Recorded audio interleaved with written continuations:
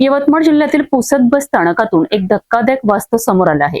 राज्य परिवहन महामंडळाच्या एनसीएमसी कार्डसाठी मोठ्या प्रमाणात नागरिक गर्दी करत असताना हे काम एका जीर्ण आणि धोकादायक इमारतीत सुरू असल्याचा आरोप होत आहे.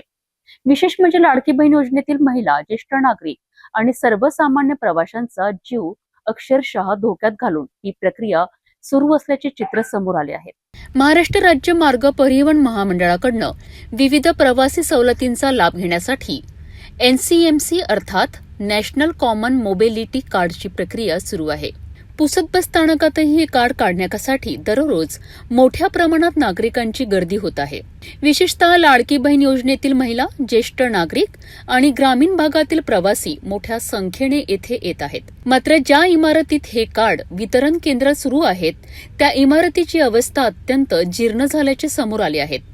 इमारतीच्या कॅन्टिलिव्हरवरील एलिव्हेशनचे भाग अनेक ठिकाणी तुटलेले असून काही भाग खाली पडल्याचेही दिसून येत आहे.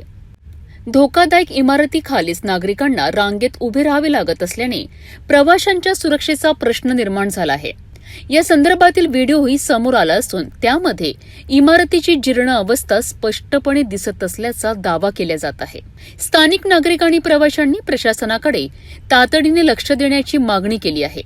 कार्ड वितरण केंद्र सुरक्षित ठिकाणी हलवावे तसेच जीर्ण इमारतीची तातडीने दुरुस्ती किंवा पाडकाम करावेत अशी मागणी होत आहे. प्रवाशांच्या मते एखादी मोठी दुर्घटना घडल्यानंतर प्रशासन जागे होण्यापेक्षा आधीच खबरदारी घेणे आवश्यक आहे. पुसद बस स्थानकातील ही परिस्थिती प्रवाशांच्या सुरक्षेबाबत गंभीर प्रश्न उपस्थित करीत आहेत.